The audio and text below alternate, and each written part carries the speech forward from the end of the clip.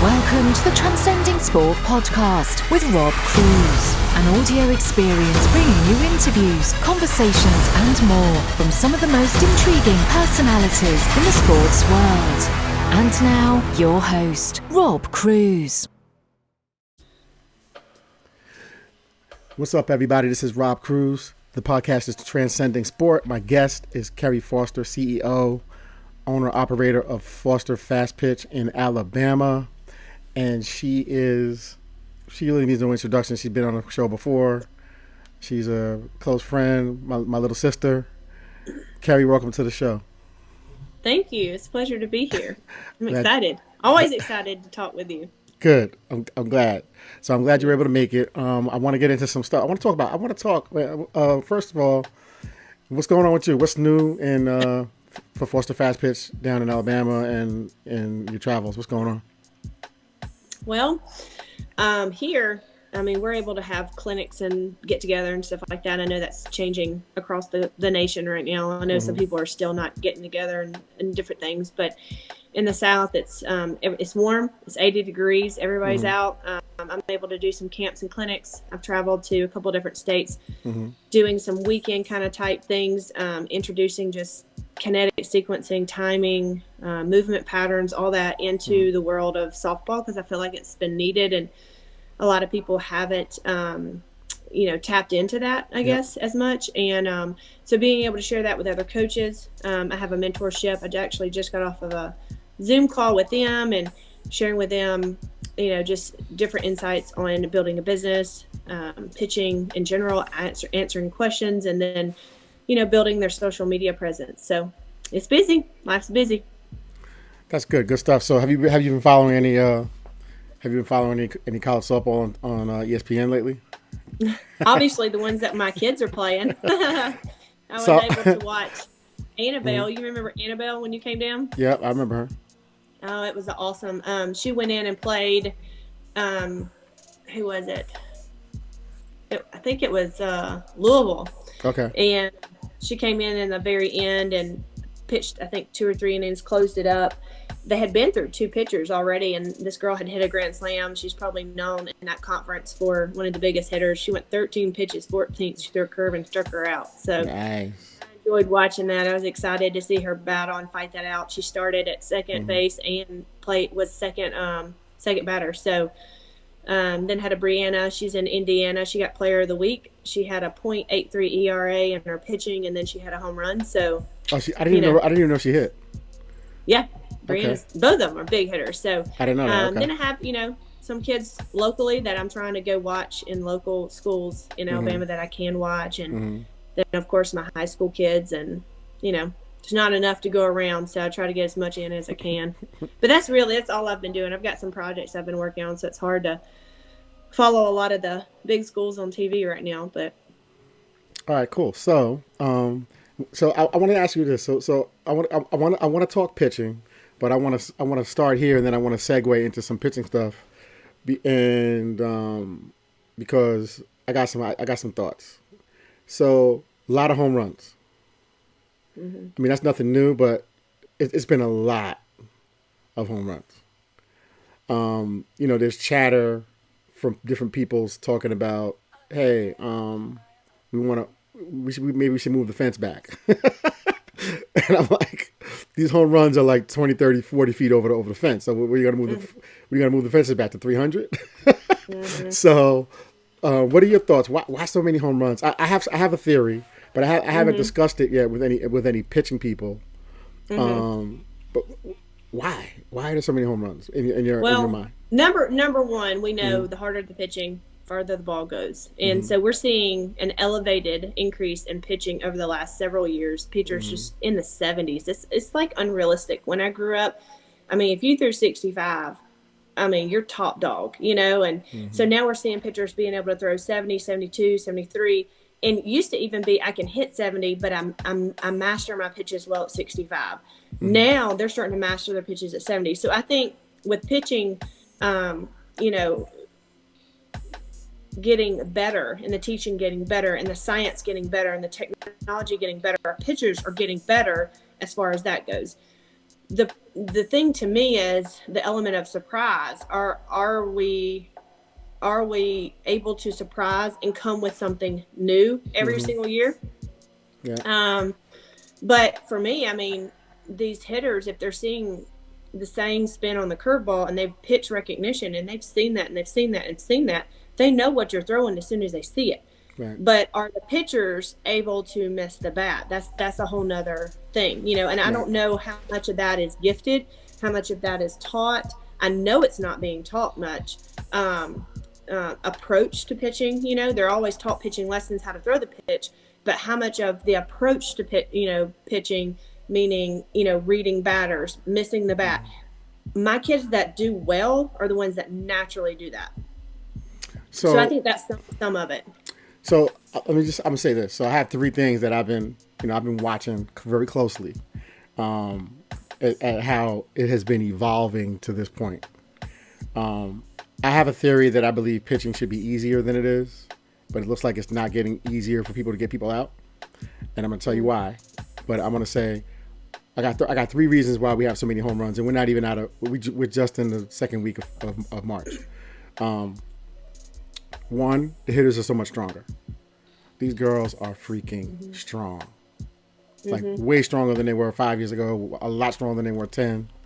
And because back then you had 2 or 3 girls in the lineup that were strong, but now you got pretty much anybody can hit it out. 8 batters are hitting it out, 7, 9 batters. I don't believe that I believe that the fences are only 200 feet. I don't believe that's too short. I don't believe that's too far. I believe 200 is what it is, right? But I also believe that a lot of these pitchers are leaving a lot of balls over what I consider the middle of the plate. Like if these days, if you're on the white and it's not moving up or down, you're down the middle. Yeah. Would you agree? What do you say to that? Yeah, and I think, you know, when I was in college, they called it freshman mistake because the umpires, I know around here in our local school system, is not the level as college. It's just way far off. So they've been taught and, you know, through experiences, they have to stay close to the plate or, you know, they're throwing a ball. Yeah, you throw strikes, right? Yeah. And I don't feel like the hitters in high school, and travel ball is totally different, but I'm in high school season right now, they're just not as aggressive. So they're going to watch a lot of pitches. And so therefore, then the umpires don't call it, and the strike zone gets really tight. That's the one thing I see a lot is just the strike zone's tight. So as they're aging, they're being taught through experience or coaches, throw closer to the plate. You got to, you know, even from the very beginning, you know, they're 8 years old. It's throw in the middle of the plate, throw the strike. And it's just ingrained in them to throw a strike. And whereas when I teach, I try to throw the illusion of a strike. Yep. We don't throw strikes. We throw the illusion of a strike, and that goes down to ball path breaking points. And so you have to put them in positioning, and one, the structure has to allow for that to happen. Their fundamentals have to allow for that to happen. And then you put them in circumstances and situations in a practice where they can be successful at creating the illusion of a strike. The ball looks like a strike, but then it breaks late. I don't think enough of that is being taught as well, but they're being conditioned. I guess that's the word, prior to. And if they're not playing travel ball, I think a lot of travel ball is watered down now compared to where it used to be. But, you know, where there might be facing 1 or 2 SEC, you know, Big Ten, whatever schools, they're facing one kid in a lineup so they just got to throw around one kid, or they just walk them. That's true. They've never faced 9 batters that can take them yard, and you can't walk them. You got to defeat them. You got to beat them every single time. So they're not conditioned to win like that, I feel like. That's really good. That's really good perspective. I didn't even think about that the whole 1 batter, 2 batter. And usually it is like a good high school team or a good travel team. You got 2, 3 batters tops. And after that, it's pretty much easy outs if you're a quote unquote dominant pitcher. So let me ask you this: so you got a kid. So you got what? So here's what I'm taught. Kerri Foster is my pitching coach, or someone's my pitching coach, and they taught me to do these things. But then I have my game coach, who may or may not really understand the importance of pitch calling. So the right pitches that fit me aren't being called. As a kid, as a 15, 16, 17-year-old playing for a team who you respect and your team is winning, how do you have that conversation? How does one begin to have that conversation with the pitch caller for their team to be able to articulate, hey, these are my strengths. These are the sequences that I'm comfortable with throwing, without feeling like I'm overstepping the boundary of player coach. How does that conversation? How would you initiate that conversation? How would you suggest a pitcher? Let me start with this. Is I feel like our pitchers are handicapped in the first place because they've never been allowed to reason and understand pitch calling. Therefore, you always have to be babysat on the mound, and somebody has to do it for you because you're not educated. Period. So I'm not going to entrust you with this game as a head coach, and my job is relying on whether we win, on your opinion and your uneducated guess of what you think you should be calling based on what daddy's told you should be calling and what you think you're good at. So what needs to happen is the coaches themselves, if they can, in high school, which I know we've got limited ability as coaches in high school, whether they're good or they're some other sports coach, football coach, cheerleading coach, and they've never had really experience. I mean, we've got all kind of stuff thrown into that. But travel ball coach, you still have a lot of dads. I mean, what is the education level of the travel ball coaches? I mean, you're still struggling there too.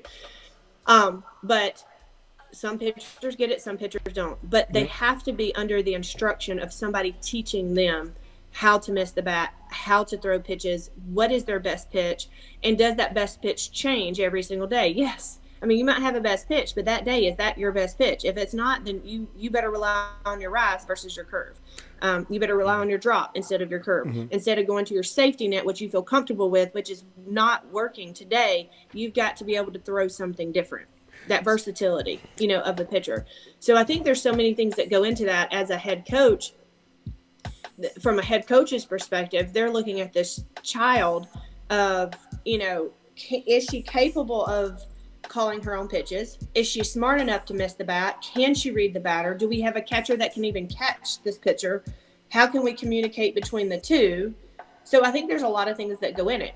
But my advice would be, and this is one thing my coaches did with me, and I really loved it, was having communication, open communication, and not having barriers between the pitcher and the coach. If the pitcher feels like the coach believes in them and feels like they can communicate on an adultish level,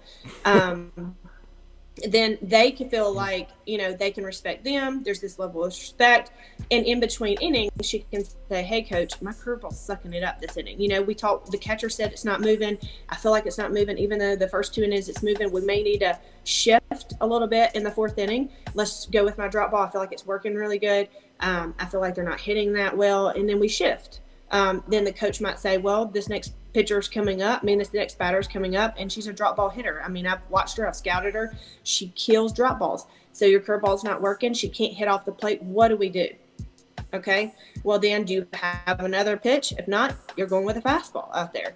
And you got to be okay with throwing that, and you got to be smart enough to know this kid's a good hitter.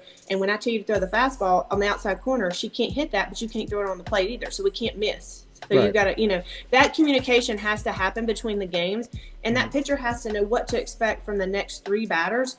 And then the coach needs to know what she feels comfortable with, because if the pitcher feels at least a little bit of anxiety or doubt or stress, just like you've always said, we're emotional players. If that happens, we're going to choke. We're going to get tight, and we're going to hang the pitch every single time. So dealing with these vulnerable athletes being so young, and you're trying to mold them, everything's a teaching experience. And if you're not teaching in the game, these situations in between innings, then you're missing out on a lot of opportunities. And so with the player, from the player's perspective, she just needs, in a non-confrontational environment, she needs to sit down and talk with the coach and say, hey, coach, I would like to be able to express in between innings how I'm doing and let you know what's working, what's not working, what I feel like's going on. Is that an option? Can we do that? Will you have time in between innings? Is that, available? But you know what? They would say yes. But you know what, though? In a travel ball scenario, which is why I really believe in the bench coach. I really believe that Yeah. At the championship level of travel ball. I'm talking PGF Nationals, Mm-hmm. 16 teams left. It's really, or if it's 8 teams left, it's really 8 pitching staffs that are remaining, to be honest. Yeah. Right. So when you get to that point, a lot of the teams, their format, I mean, their structure is my smartest coach or my best coach or my most experienced coach is standing in the third base box when my team comes off the field. Mm. Right. My pitch caller is probably at first base.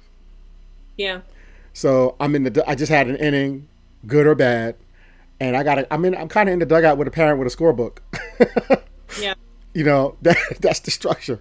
Yeah. I believe that having a bench coach is the value of having somebody in there to talk with all the pitchers after every inning at the same time. Mm-hmm. And let's go over what happened and how it played out. Whether it's fielding bunts, backing up bases.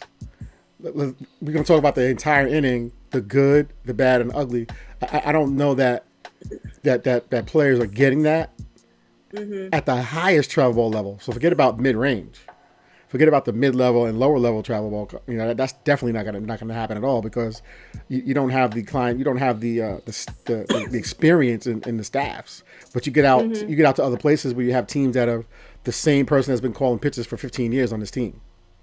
Mm-hmm. The same person has been calling pitches for 10, 12, 15, 8, 5, 10 years on this team. They know how to do it, and they know how to read what's working and not working, even if a player doesn't communicate. But how much time are they actually spending in the bullpen with the kid to know the kid? They may can read the batters, but how much time are they able to read pitches and read whether that kid's throwing it well, and are they throwing it their best, and how are they feeling, and are they throwing their strongest, or did you just come off of 2 leg days in the gym and now their timing's off? Like that's why I feel like for me, when I helped with travel ball, when I head coached, I was able to do this quickly between innings. But when I've been hired or actually went into tournaments with them and I was the pitching coach, that's all I did. I warmed them up. How are you feeling? What do you think? And when they came in, it was me and pitchers, me and catchers all day long. And I didn't worry about nothing else. I read the field. I read batters. I came in, read my pitchers. And so that is a full-time job in itself.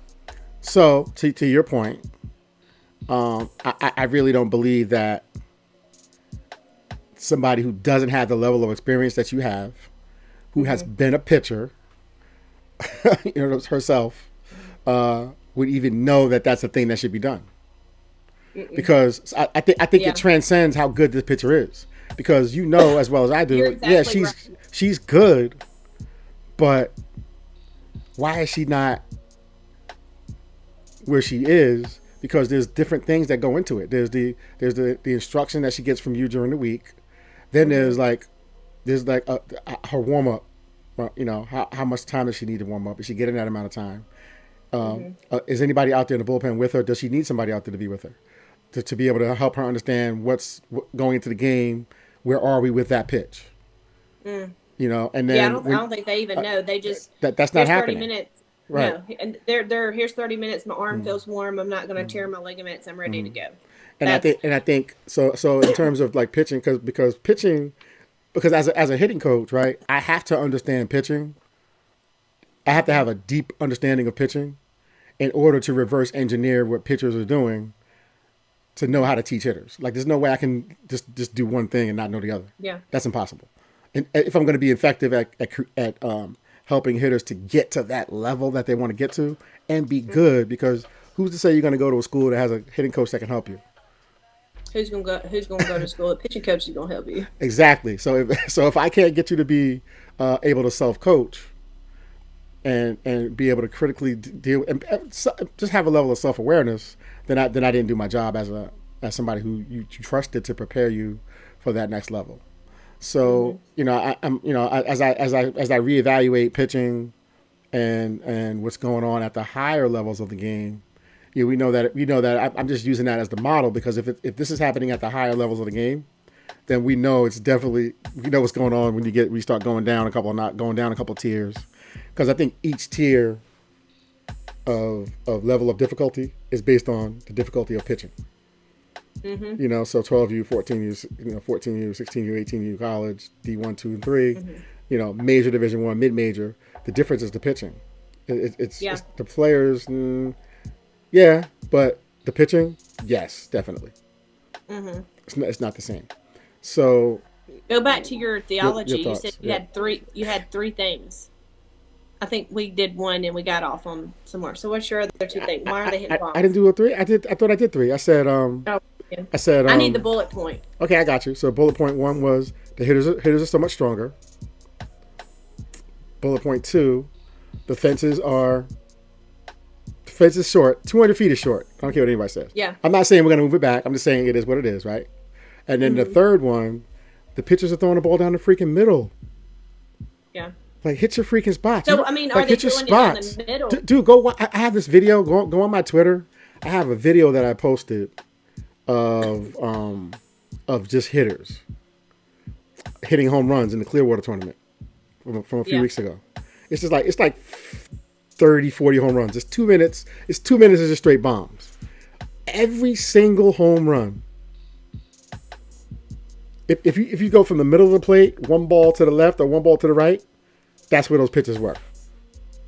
The problem that I see in my kids is, until they get it, they don't know how to miss by inches. They only miss by feet. You know, they don't miss that much. They miss that much. So if you say throw it on the corner, they can do that. You say throw it off the corner, they throw it this far off. And so, a lot of that to me is fundamental coaching. It's excuse me. They throw their shoulder out. They don't land stack. I mean, a lot of that's fundamental. Like when they come in, no matter what age they come in, I look at their fundamentals. If your fundamentals not there, just like with throwing, just like with you're always going to have a tendency or error to do one thing. So if you're not throwing right, you could be always throwing to the left. Your ball could always be curving. Yep. But with pitching, I teach my kids, it's just like being a sniper in the military or a gymnast on the beam. It is so pinpoint accuracy. And if your fundamentals not there, and if you don't practice all the time, that just like a gymnast, she's not landing that back handspring on a beam. You're not missing the plate by that much. And so if your glove's always flying out or your drag is always flying out and you don't have core and stability to be able to throw, there's no way you can control your lens. There's no way. And it goes back same with you with hitting. If they don't sequence right and their hips not turning right and then they're hitting with their shoulders and they're throwing their shoulder out, you can't expect them to put spin on the ball and hit it in a place that they want to hit it. All right. So I'm glad you said that. There's a distinct difference in the modern game of fast pitch between the players who, one, may or may not have the form, and two, have this ability to go into a game and get it done however it needs to be done. So those kids are limited to like 1%. Okay. Well, so take that 1% out. But here's my deal. When we first meet an athlete for the first time, right, and they first come in, are you able to move your camera over so that you're in the middle of the screen? You're kind of over to the. There you go. Good? That's perfect, right there. Now I got you. I got your good side now.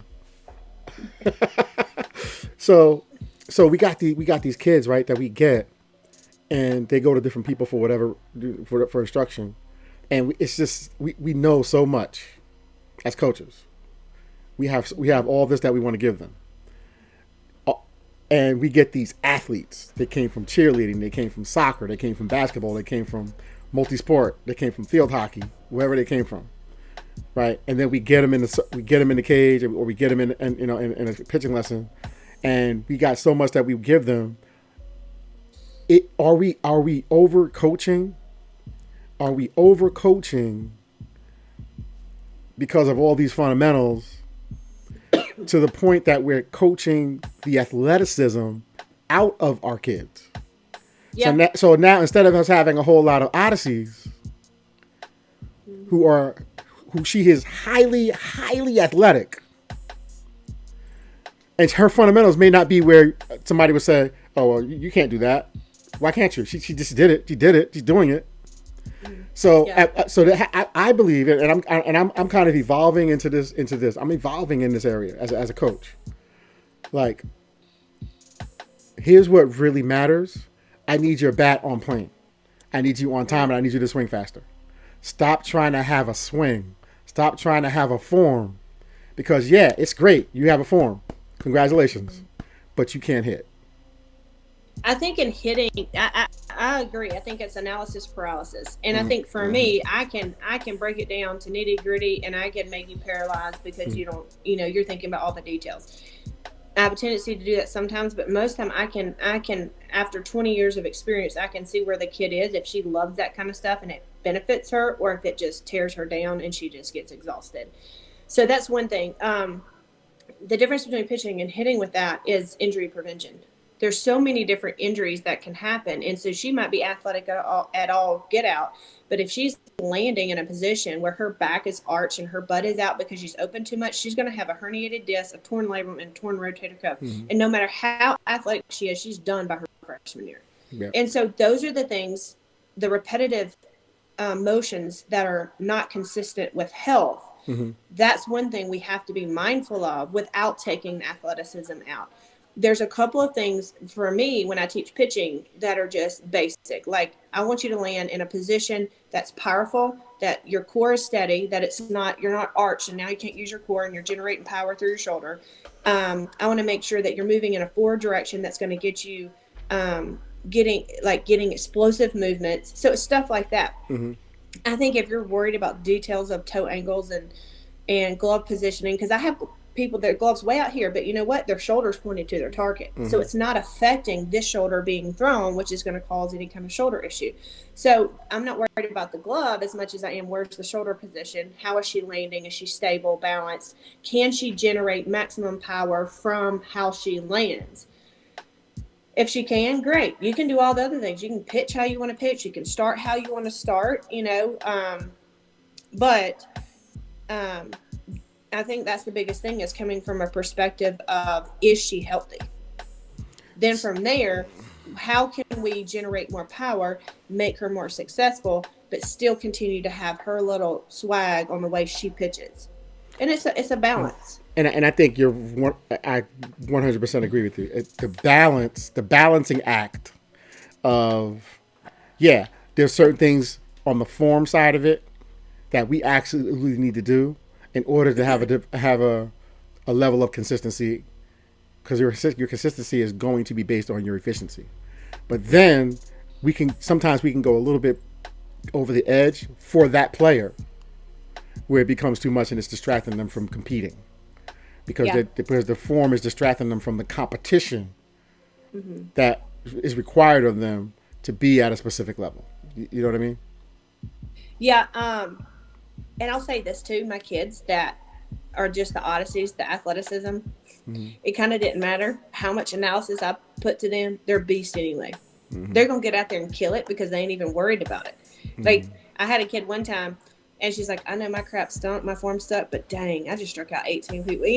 She just didn't care. So those kind of kids, to me, nothing's usually going to phase them anyway. But it's the kids that are a little bit below that have a lot of athleticism, but they're dealing with fear from dad. They're dealing with performance fatigue. I have to perform all the time. I have to be good. They got more emotional issues going on that it didn't matter what analysis paralysis and stuff that I gave them, that if they can't get rid of this junk, they ain't never getting to that point anyway. So, but I mean, I do agree. It goes back to just knowing your kid and having, what do we call it? EQ, can you evaluate the emotional environment that's around you? Can you evaluate when she comes in, she's had a bad day?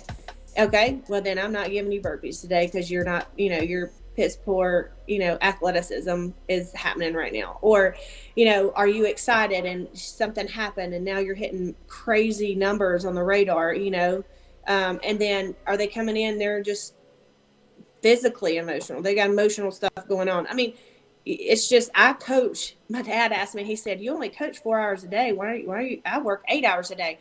I said, you deal with 40 women in 4 hours and tell me how you feel.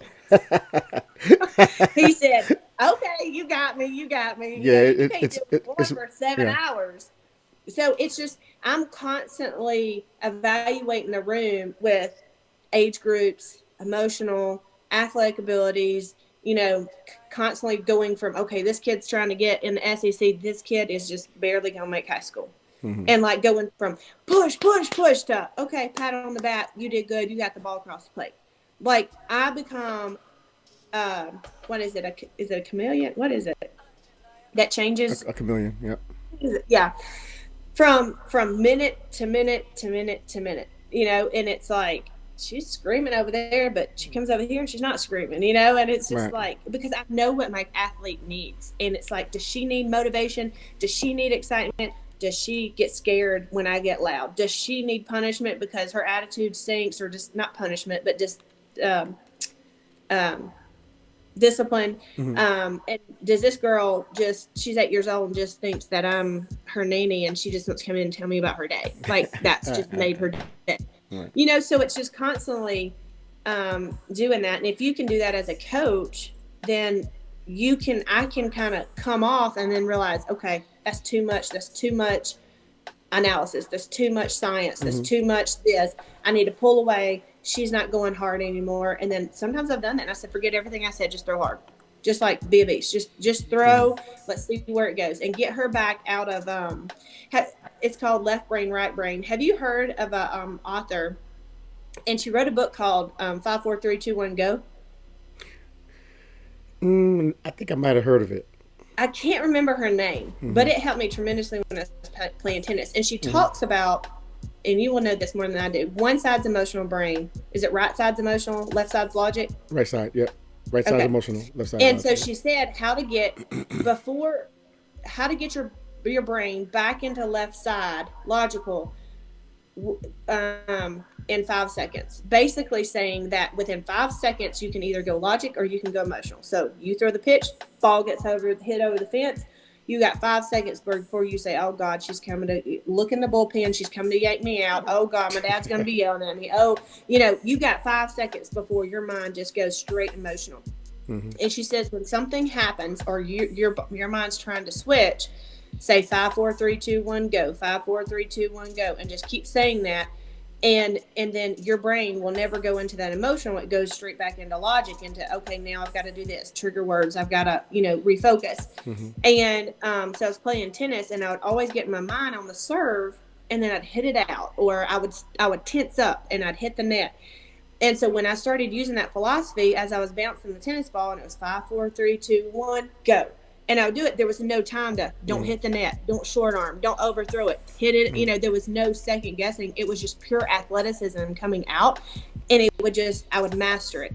And so I teach my pitchers that when they throw a pitch and something don't go as planned, 5, 4, 3, 2, 1, go. 5, 4, 3, 2, 1, go. And then when you get back to the circle, assess the situation, say your trigger words, step on the mound, clear your head, and pitch.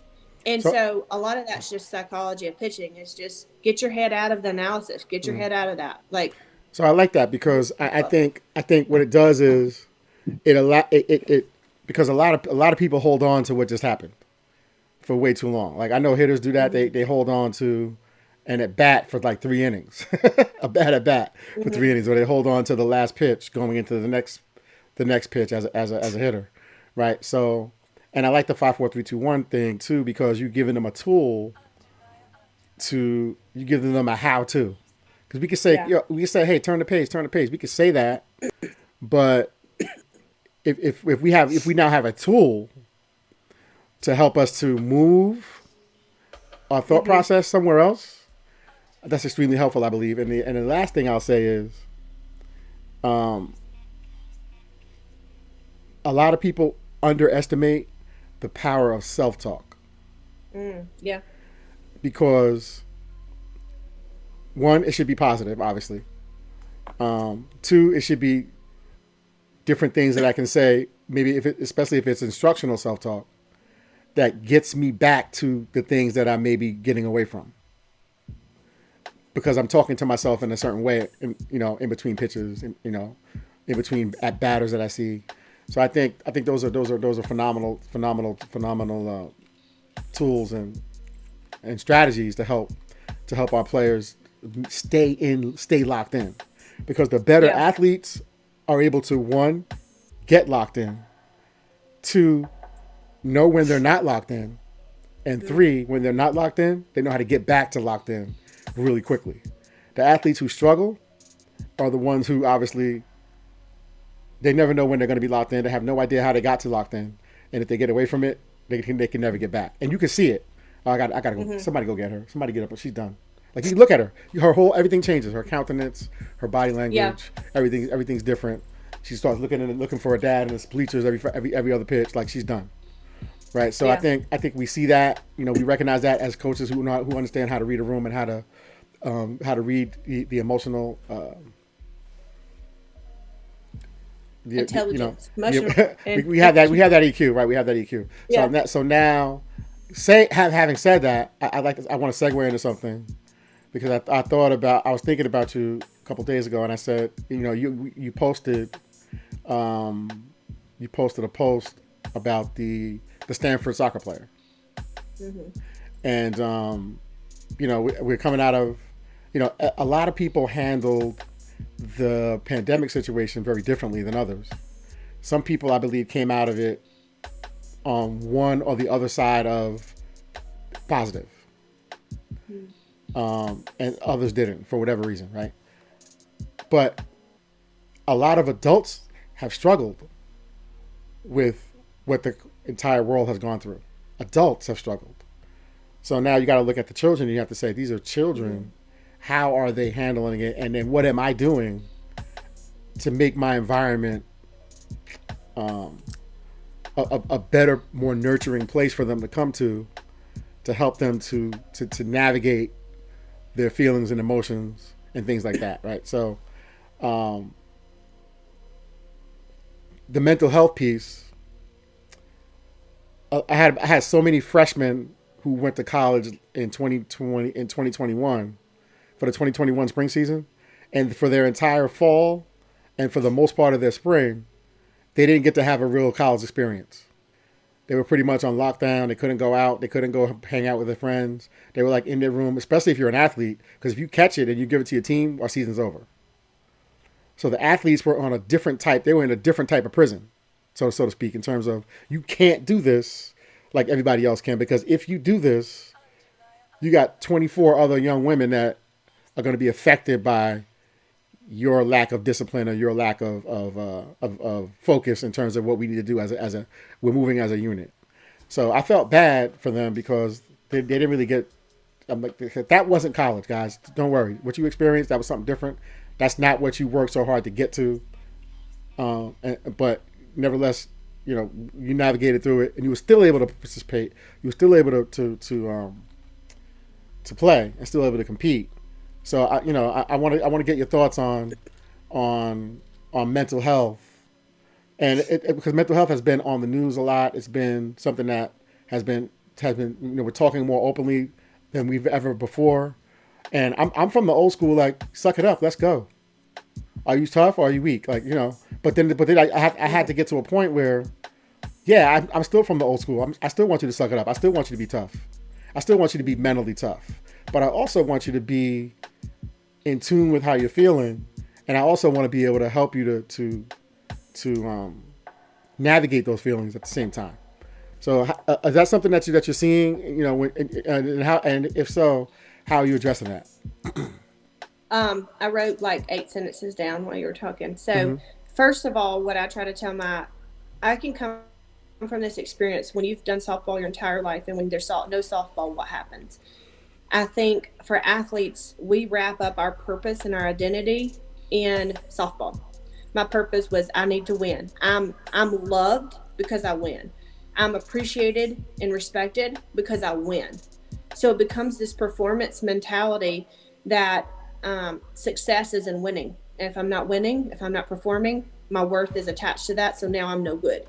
Now I'm not worth anything. What's the point of me living? Because I'm in a slump and I can't get out of it. So a lot of that, what helped me through all of it, because there was times of depression through the two years of that, was my faith in knowing that my identity is not in this. I'm not alone. I've got a God that is bigger than this world. and he's got a plan and a purpose for my life. I don't have to worry about this world because I have a Savior that's gone before this and already has done everything. There's people out there that don't know that. There's people out there that don't have faith. And for that, it's my word of encouragement is your worth and who you are is not tied up in softball. You have a bigger purpose in this world besides that, because softball will end. And you can see in different players that played in the USA, played in Olympic team, when they don't have softball anymore, what do they have? You've got to have things outside of softball, outside of school, that fulfill you and that give you purpose, and that you have something that you're pursuing, and softball is not life. And that's hard, because when you grow up in a culture of softball, you grow up and you live, you eat, you breathe, you die, you bleed that color of your school, and this is it. And that's fine, you can do that, but guess what? Your identity is not in that. And your worth is not in your winning performance. And it's okay. I try to teach my kids, it's okay to fail. Failure's good, because you're going to learn from it. You're always going to fail. If you ever feel like you're going through this life and you're not going to fail, when you graduate college and you try to go look for a job and you fail at every interview you have, guess what? You're going to learn from each one of those, and you're going to win at some point. So for failure is not bad. It's just a learning experience. And softball doesn't define you. Who you are is who Christ put inside of you. Who you are is who you decide you want to become. God's already put inside of us the desires of our heart, who he wants us to be, what we're going to pursue, what we're going to be driven towards.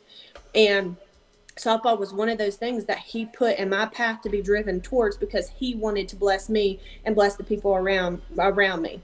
And my life is now an exponential blessing to people around me because of what God did in my life. And then I can use that in other areas of my life. It was a learning experience of how to grow, how to succeed through failure, how to build when I'm weak, how to keep going and fight when I'm tired, like how to push myself. It's just, softball was all that, but softball's not life. And so I feel like when you're in college and it's defined you and it's who you are, and you're not performing, or the weight of performance, because it identifies who you are and your worth, and you can't perform in school and you can't perform in softball, and then you can't please your mom and dad, and then your boyfriend breaks up with you, it just comes crashing down on you like a brick wall. And then if they don't have anything to really sustain them that's outside of that, I think that's hard. And two, there's no level of communication. There's no outlet or safe place for people to be weak, because you can't be weak. Just like a man would identify, I can't show my weakness. I can't be weak, so I can't communicate my weakness, because I got to be strong. I got to be strong for my family. Same for athletes. They have to be strong for their team. They have to carry their team. You got to carry the team on your shoulders. And no, I don't have to do any of that. God didn't put that weight on me. I don't have to do that. I got to do what I'm called to do, and I'm going to do my best at what I'm called to do. And if it ain't good enough, then guess what? I'm going to move on to something new. But I can't place who I am and my worth in all of that. And I think that's the problem. There's no safe place to talk through things. There's no safe place to be weak. There's no positivity in failure. Failure means you're weak and you're terrible, instead of failure is a learning experience. Let's learn and move on. And, their purpose is outside of softball. The worth and identity is not tied to winning and performance. That was a lot, and that was great, and that's something that I don't think people talk about enough. I believe that there has been a despiritualization in schools and sports, right? Kind of like a despiritualization of it. I believe that it's on the parents to instill that foundation of, you're gonna know who God is. Like that, I'm gonna make sure of that. Like, I grew up that way. Like, you're gonna know who and what God is. If nothing else, and we're gonna put an importance on it, and we're gonna always make sure that that there's nothing more important than that. Like, that was my parents' responsibility, and then that's gonna be that has been my responsibility to my own kids. So it's like, you know what? That's just a game. Yeah, we love it, but just a game. Relax. Now, because sports has been despiritualized, and people do the basics. You'll see teams like, get in a circle around the mound after the game, and they'll do the little prayer and stuff, and that's good. But there's a deeper level of spirituality, and I don't know that, and I always talk about this book that I want to write, that I kind of already started writing for the last 5 years, called the spiritual dynamics of in-game performance, the spiritual dynamics, and how my connection to my creator plays a role in how I show up in the world and in the game. Period. And you know who does a great job of expressing that? You can see it all over her. Who? You know who? The pitcher from Alabama. Oh, Montana Fouts? Absolutely. Yeah. So her success is way bigger than her and way bigger than Alabama. Mm-hmm. That's why she has success at the level that she has it at.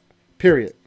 So now fast forward to 2022, where everything is heightened. You go on social media, everybody's holding up home run balls. Look at me, I'm hitting home runs. We're seeing the highlights of everybody's life played out on social media. Now, I know those kids have struck out before, but they ain't posting that. So now you sit up here thinking you're the only one that's failing, you're the only one that's struggling, you're the only one that's striking out. Mm-hmm. So I think that you said something. You said that it's not popular to be weak. Yeah. But I will tell you that vulnerability and being able to be vulnerable is really true confidence. Because if I'm really confident, then I'm confident enough to actually show my vulnerability. And that's something that I never really understood till later in my life. But I'm trying to get my players to understand the power that's in that vulnerability. So, because it's in the vulnerability that you'll be able to truly connect. And these kids are growing up in a world where there's not true connection. They don't know how to talk. They Snapchat, they send stupid pictures, and then there's no true connection. There's no true vulnerability, and they're being the narrative of social media and our government is playing this huge role on their mind, and it's like being brainwashed daily with Instagram and social media and everything of this persona of who they are. I mean, social media and the economy and everything is telling them who they should be. And so then you take away the lack of conversation, intimacy with people, friendships. They don't know how to communicate. Therefore, they don't know how to express their feelings. I mean, we can go on a whirlwind with all of this. So I have, so what I've been doing lately is when I can identify when there's something else, I have to be able to guide and direct my athletes to certain places where there are people who are really qualified to help them deal with whatever the thing is. It could be on-field stuff. It could be off-field stuff. It could be whatever. It could be just life stuff. But I know when my kids are underperforming, and it has nothing to do with their actual abilities, but it has something to do with something else that's going on that's hindering them. I can identify that. But I also know that there are people who are paid professional. There are people who are trained professionals in listening and helping people to deal with those human issues. So those are just human issues. But will they actually go, or are they going to go to somebody they trust? You know what it is? Like, it's funny because a lot of my kids that are in college, I'll follow up with them. Hey, so how'd it go? Did you go see the sports psychologist? Because a lot of schools they provide those things with them. But I find an overwhelming amount of my players that I've sent or suggested that they go seek some help. Didn't really like it. They didn't really get it. It has not been a positive experience for them. More than not, and that's anecdotal. That's just my experience. It could be my numbers could be off. Yeah. So, but it's also like you're going to a counselor's office like you're going on a first date. I mean, yeah, but it's kind of like. But everybody's not good at their job though. Like just because you do it, just because you went to school and you got this degree and that's what you want to do is help people. But if you're not good at helping people, then you're just not good. Then I'm sure there's people out there that are good at it. So my hope and my prayer is that my kids can find the right person that is good for them. so they can get some Yeah. help. So I think being able to do that, and now if we, on the field, when we have those kids, like, man, she's so good, but she just can't get it together. Like, you got these things. We're trying to do everything we can, and it's not even a softball issue. It's not even a talent issue. It's not even a mechanics issue. It's something deeper that we have to try to help them connect and be able to kind of work around those things. So or work through them, because you're gonna have to either work through it or you're gonna have to try to work around it. You're gonna have to figure it out. They're gonna have to figure it out. Some kids can actually separate themselves from the thing, and the game has become the savior. But at some point, they're going to be other things. Like you said, the game's going to end. Yeah. So, and then they don't have their savior. Then they don't have. That's what I'm talking about. Outlet. That's what I'm talking about.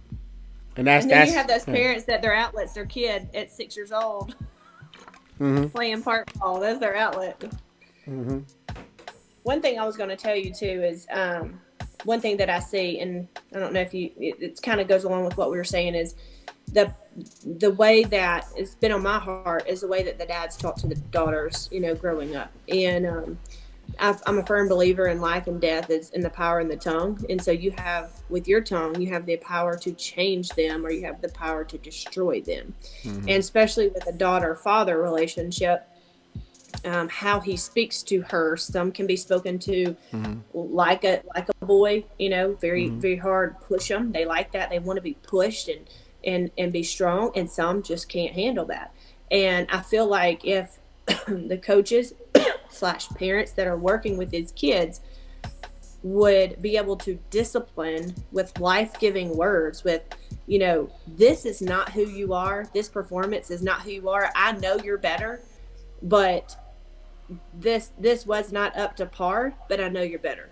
Not, you destroyed the team. We lost because of you. You suck. Like, don't speak to their identity in that way. Speak, your performance stunk, but that's not who you are. I know you're better than that. And then they're not relating their performance to who they are. Now they know they're better than that, and that gets the best out of them. So I have worked on that for years with my daughter, just how I speak to her in general, but I know it's a challenge. But if our parents and our coaches, there's times to be hard, there's times to come down on them. I do with Kaylee, but never in a sense of condescending and talking to her about who she is. Like, not saying you're stupid for doing that. No, that activity was stupid. You're not stupid. You're brilliant, but that was stupid. Yes. There's two different ways of talking about who she is versus what she did. And you can discipline what she did, but never discipline who she is as a person. You always lift the person up. You discipline the action. And I feel like that gets watered down. And then that's probably a lot of the problem too with some of this mental issue. So, and I know I'm not going to keep you too much longer. I really want to wrap it up, but I want to say, there's a lot of, I try to help my kids find teams. For whatever reason, they may need to go to a different team. They may need to kind of go up to a higher team on a higher level, or for whatever reason, they may need to make a lateral move. But in that, I'm finding it harder and harder as I get to know how people treat people. It's like, okay, these people over here are very abusive. In today's world, and today's emotional climate, you can't be so abrasive and so abusive verbally to impressionable little girls. And even more so, I feel like from a grown man. It's so much more intimidating to watch young girls have to deal with that. And I'm hoping that if somebody's listening to this podcast and you're that person, that you work on getting better at being able to be, we want you to be constructive in your criticism, but we don't want you to be destructive in your criticism, because they're going to appreciate it more and they're going to be willing to change more. But I think we're finding, I'm finding that I'm like, where do I send this kid? Like, it's just getting bad. It's getting worse and worse and worse. So, and then it's not only that, there are people that are around these people that are letting them do it and they're not checking them. So you're just as guilty if you're the assistant coach and you let it happen, because he don't talk to his granddaughter like that. He don't talk to his daughter like that. He doesn't. Trust me, he doesn't. Yeah, I think it's just considered, oh, that's part of the job. They're going to be tough and you need to suck it up. I had a kid just quit her high school team, and the coach was very passive aggressive and it was just not good for her mental state. And then we had to sit down and talk through, do we quit in the middle of the season? What does that teach my daughter? How does that leave the team? Then what are the repercussions we're going to deal with leaving the team? I mean, you have all this other that goes in with it.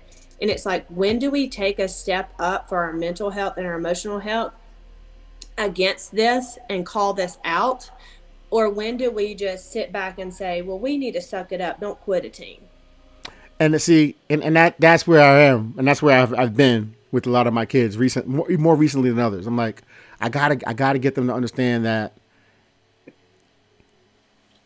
you love yourself more than that, to have to put yourself through that. It's a form of Stockholm disease almost.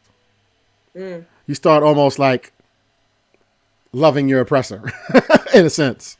You know what I'm saying? So. There's so many things so much things with the mental game, but I think, as we move forward, with the game of softball and with coaches like us that have been doing it for so long, and we see these things, I think some of this stuff transcends. How do I throw a rise ball and a curve ball and a drop ball, and how do I hit an outside pitch, and how do I stay back on a changeup? Like, okay, well, that's important stuff, but then there's other stuff too that we have to have these talks, and we have to have these conversations, and I have to help my kids to be able to deal with these things and be able to advocate for themselves. And I want parents to start standing up more for their kids. Like, if you need to go check some of these coaches. Like, are you standing up for your kids? Are you standing up for them? You're just gonna let them go through that? That's your kid. Like, what is that? That's unbelievable. Well, so, it goes back to the dads thinking, well, I was treated like that by my football coach, and I'm okay. Are you? But are you okay? That's the other question. Okay, you're okay? Oh, really? Yeah. You're okay? Yeah. Okay. I don't think so. Oh, no, I don't know. Right? Yeah. I think you could have a whole podcast on just everything we talked about.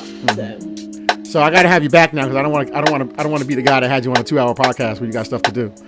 So I want to have you back so we could talk softball, because I just kind of wanted to have a conversation. We haven't talked in a while. I said, we'll talk. Let's talk. I didn't want to talk to you, and we had this great conversation, and then we didn't document it. I'm like, I wish everybody would have heard it. Yeah. You know what I'm saying? So yeah. So I think we'll definitely try to catch up within 30 days and try to try to get into some softball. But I know that people will be blessed by this podcast, because I think it was needed. So I'm excited. So for people who don't know, I probably have a lot of new listeners. They don't know how can they follow you? How can they get in touch? How can they follow Kerri Foster? I have a website, FosterFastPtich.com.